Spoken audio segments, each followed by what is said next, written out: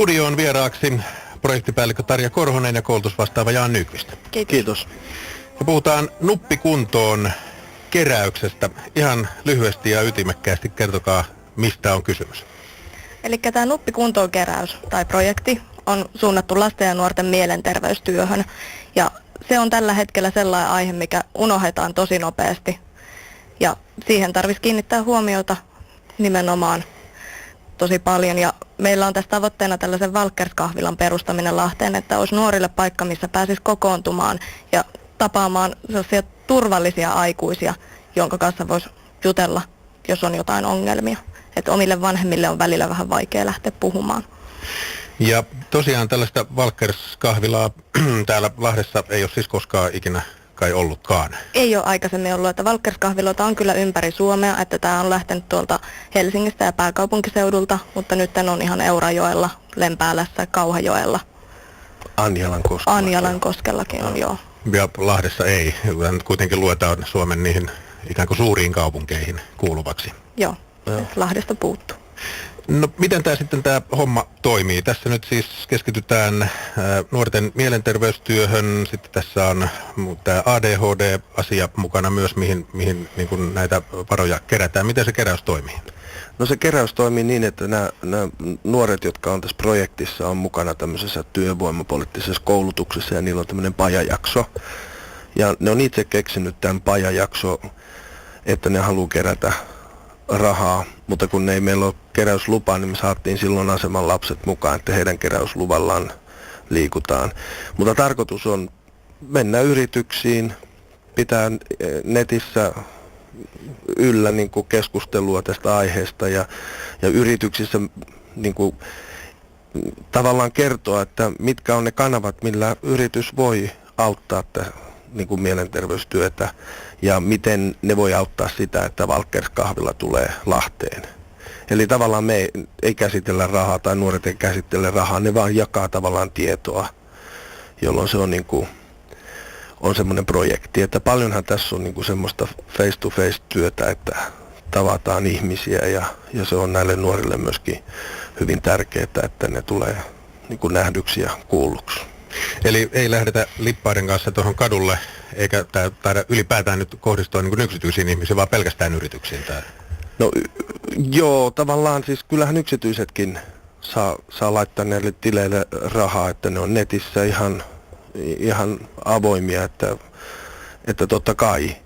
Mutta tosiaankin tämmöistä niin kuin kylkeen tökkimistä sillä lippaalla niin ei tehdä, vaan pyritään siihen, että jokainen saa päättää, miten rahansa käyttää ja millä tavalla tukee sitä, mutta suurin kai on se, että me saadaan se keskustelu pystyyn, että nyt on maailmalla tapahtuu kaikennäköisiä ikäviä katastrofeja sun muita ja ne vie paljon huomiota ja nämä nuoret haluaa tuoda tämän esille, että tämäkin, vaikka se on nyt mikään katastrofi, mutta se saattaa räjähtää käsiin tulevaisuudessa, että kuka sitten hoitaa Suomea, jos ei nyt hoideta nuoria ja lapsia. Tästä Lahden tilanteesta niin kuin suhteessa näihin nuoriin, siihen ikäryhmään, joka nyt ei enää sitä viikonloppuja vietä kotona, vaan lähtee ulos, niin tästä on puhuttu niin kauan kuin minä muistan, että ei ole sellaista paikkaa olemassa, mihin lapset vois mennä, tai nämä nuoret vois mennä. Välillä täällä on jotain nuorisokahviloita ollut, sitten ne aina hetken aikaa ne on olemassa ja sitten tuntuu, että ne vähinään niin poistuu. Ja tällä hetkellä täällä taitaa olla se Hurina, mistä tuossa äsken puhuttiin, ainoa paikka, missä nyt on jotain tämän tyyppistä toimintaa. Mistähän tämä mahtaa johtua? Miksei täällä ole nuorille mitään? Onko se kaupungista kiinni? Se on varmaan osittain ihan rahasta kiinni. Että kun nämä kahvilat kuitenkin tarvii sellaisen taustayhteisön ja niitä vapaaehtoisia työntekijöitä ja totta kai sitä rahaa tarvitaan niiden kahviloiden pyörittämiseen. Ja tällä hetkellä kun joudutaan karsimaan vähän joka suunnasta niitä rahoja, niin valitettavasti se tuntuu siltä, että lähdetään ensimmäisenä karsimaan näistä lapsista ja nuorista, jotka nimenomaan tarvisi nytten sitä tukea. Sä, Tarja, tuossa ennen haastattelun alkua puhuit siitä näistä nuorisotalojen määrästä. Sanois vielä uudestaan ne luvut, se on aika huikea. Joo, eli Lahdessa on ollut aikanaan jopa 13 nuorisotaloa ja tällä hetkellä niistä on 6 enää toiminnassa. Ja nimenomaan nuorisotalot tarjoaa sellaista paikkaa, mihin voi iltaisin, viikonloppuisin mennä. Kyllä, että ne on nimenomaan sellaisia paikkoja, että missä voi kohdata niin kuin muita nuoria ja sitten aikuisia ja sitten on jotain sellaista mielekästä tekemistä, ettei se olisi kadulla pyörimistä pelkästään. Ja mikä tämä Walkers-kahvila, niin kuin sanoit, että niitä on ympäri Suomen, niin mikä sen toimintaperiaate on, mitä siellä niin kuin tehdään? Walkersin periaate on ihan vaan, että nuorilla on paikka, missä ne kohtaa niitä aikuisia ja ne aikuiset on siellä tukena. Että se ei ole sellaista perinteistä nuorisotyötä, että etsitään niitä nuoria ja haetaan niitä, vaan että ne nuoret tulee itse ja tulee puhumaan. Ja ihan sellaista, että se on sellaista yhteisoloa siellä kahvilassa. Ja Walkersin periaatteita on se, että autetaan niitä nuoria kasvamaan vastuullisiksi aikuisiksi. Mikä sitten, ensinnäkin puhutaan taas lisää rahasta. Kuinka paljon pitäisi sitä rahaa saada kasaan, että tänne tuollainen Walkers-kahvila saataisiin perustettua? No sehän riippuu myöskin vapaaehtoistyöntekijöistä ja tämmöisestä, että saadaanko se taustayhteisö myöskin mukaan.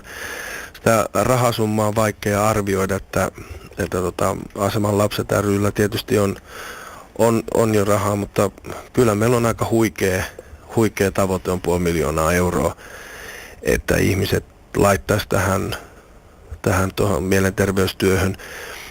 Ja periaatteena näillä nuorilla on ollut se, että se on turha tähdätä Suomen mestaruuteen, koska silloin saa piirimestaruuden. Että tähdätään korkealle, mutta ei mitään masennusta tule, jos se rahasumma on 300 euroa, koska tärkein on se, että tästä puhutaan, tämä lähtee niin kuin liikkeelle. Ja tämä on tullut nuorilta itseltänsä tämä juttu, ja se on niin komeata ja tuntuu hyvältä. Kyllä, se on varmaan aika poikkeavaa tässä hankkeessa verrattuna moneen muuhun aikaisempaan, mutta mitä sitten tulevaisuudessa? Millä se kahvila saadaan pidettyä yllä, että se tosiaan jatkaisi sitä toimintaa sitten tällä Lahdessa? No, Walkersilla on niin kova taustayhteisö ja tukija, että jos se lähtee käyntiin, niin mä luulen, että se kyllä pysyy myöskin, että niillä on koko aika sitä toimintaa ja tempausta. Ja että Lahdesta vaan tarvittaisiin mukaan joku sellainen taustajärjestö, joka olisi siinä Walkersia sitten ylläpitämässä, että vapaaehtoistyönä. Lahdessahan toimii tämä Monon Side ry, muistaakseni on tämä nimi. Heillähän ei ole mitään sellaista tukikohtaa, ymmärtääkseni, mihin nuoria veisivät, mutta partioivat auton kanssa täällä kadulla tässä taisi olla syksyä, kun oli tässä studiossa vieraita. Ja siellä oli sitten, muistaakseni Leijonat järjestänyt keräyksen, jolla hankittiin sitten auto tälle Monolle, että he yhä edelleen voivat tätä päivystystään jatkaa. Tämä varmaan sopisi tämä yhteistyö heidän kanssaankin aika saumattomasti, vai kuinka? Onko tällaista ollut suunnitteilla? Kyllä mä uskoisin, että se sopisi, että ei ole sen kummemmin vielä niin kuin puhuttu siitä, että mikä se taustajärjestö voisi olla, mutta vaikka just Monon Side ry, joka tekee jo nuorten hyväksi tosi hienoa työtä. Tässä projektissa on tarkoitus, että tämä jatkuu sillä tavalla, että tämä lähtee tämä keräys käyntiin tai tämä projekti ja yritykset myöskin haastaa toisiansa ja sitten nämä nuoret alkaa katsomaan sitä, että kuka voisi olla se mahdollinen, että se konkretia tulee, ettei se vaan niin kuin sammu tähän ideaan, että sitten ei tulekaan konkretiaan, että nämä Walkers järjestöllä, niin ne on tehnyt niin hienosti, että niillä on tavallaan paketti valmiina Lahtea varten nyt. Että kun vaan löydetään se niin kuin yhteistyökumppani.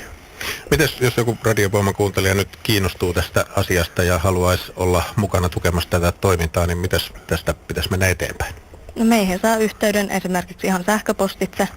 Meillä on semmoinen osoite kuin nuppi.kuntoon@suomi24.fi ja sinne saa lähettää sähköpostia ja sitä kautta meitä ehkä tavoittaakin parhaiten. Kyllä. Ja sitten ne nuoret lähtee liikkeelle sinne yritysmaailman suuntaan. Kyllä. Kiitoksia vierailusta Tarja Korhonen ja koulutusvastaava Jaan Nyqvist ja toivotetaan teille onnea tähän hankkeeseen. Kiitoksia. Kiitoksia.